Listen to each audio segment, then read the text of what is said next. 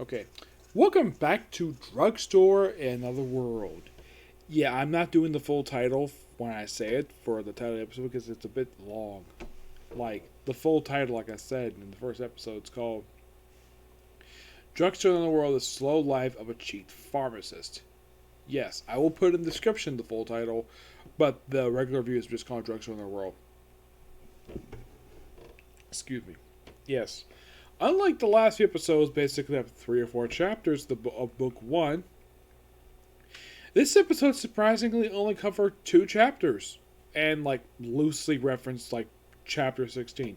Episode starts off with Renju and Noella just out looking for some supplies, and of course we have Noella where she knows this tail. Maybe it's someone in trouble. Nope, it's a squirrel attacks. Turns out the squirrel is poisoned, so we have kind of in a way the first appearance of a new item, a basically antidote, which this is actually his first appearance in chapter 16, so this is basically an alternate telling of the damn thing. So he cures of the squirrel of the poison. Then later on, we have the debut of the Riku nuts, and then later on we have it where they go into town. We have Renju and Noe go into town to get some food because he forgot to go shopping. And then we have the debut of a new character in here. Yes, just one new character. A character by the name of Fernando, which of course calls him Pierre. Not really sure. Well, probably because of his mustache. And he really wanted to buy the rabbit tavern. He basically would just harass people. And then, of course, they give him the actual berries. Oh, this will be interesting. Try to make up this actual sauce, which would be interesting to make that sauce, but the guy who originally made this recipe accidentally killed himself because he enjoyed the sauce so much that he drank a whole bunch of it.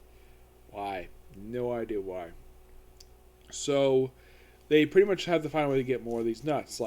Okay, so they try to make it by that point, but you know what? Ate all nuts by accident. Because I think it's serious, just eating a bunch of stuff.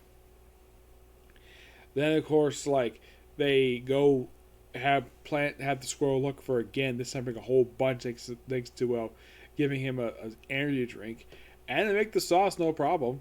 And then they take it to the restaurant. It becomes a big hit. And Pierre himself, Fernando, just tries to try out. He loves it.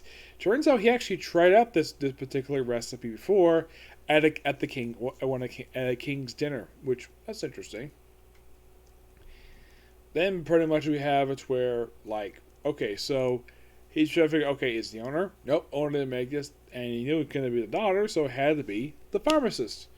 He's can I buy it from you? He's nope, not for sale. Only for every tavern. And the guy goes off. I don't know if he appears again because I didn't read book 2, so there's that. And then we have it where something kind of odd happens. Basically, if Zeal show up, yes, Zeal shows up, and she wants Renjo to make a aphrodisiac. So, he does. He turns out at first, he knows not to turn her down because when they first met, she came in with a freaking knife. So he knows not to turn her down. And because also she wants to have a child with her. We get a little bit of development on her, and when they talk to... Actually, her name is Ferris. The boyfriend's name is Zeal. Where they feel they're both from wealthy... They already knew he was from a wealthy family, but she apparently is from a wealthy family. From a wealthy merchant from a neighboring town. Their parents have got no problem with their relationship, and of course... Ranger's why don't you just marry her? It's okay. That's not a bad idea. Of course, he is not bringing the fact that she wants a child with him. And he mentions, the tea does work whenever she drinks it. Whenever she does. So. Then pretty much makes the drink. Then, of course, before to give it to Zeal himself, Mina drinks it. And she starts acting though she really wants to sleep with Inja. And then Annabelle shows up at the shop. Yep, she just happily shows up. and she drinks the damn thing. And she basically really wants to sleep with Renji too, but lucky enough, Mina got the cure. I don't know if Annabelle got the antidote. It's not really shown. It's like, oh, it's like they both really want him, and the next morning, Mina's just crawling over the ceiling.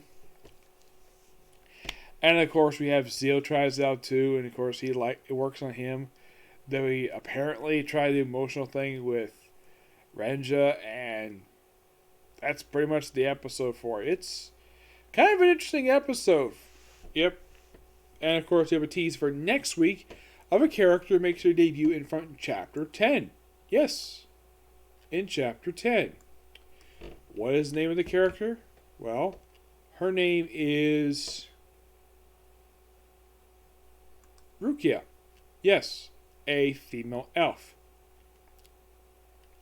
Yep, she makes her debut. Apparently, well, she made her debut technically in this episode here. And then pretty much we have it where she, well,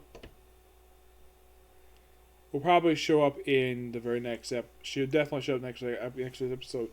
So it looks like that we're going to get her stuff be adapted for next week. And she probably, if I can tell, she appears like a few chapters in. Well, they probably put her brother in too, because why the heck not? Yeah. So yeah, that's it for particular review. Stay tuned for tomorrow for my final reviews for basically reviewing Jack vs. Super Sentai and Shaman King. Okay? Next video. Bye.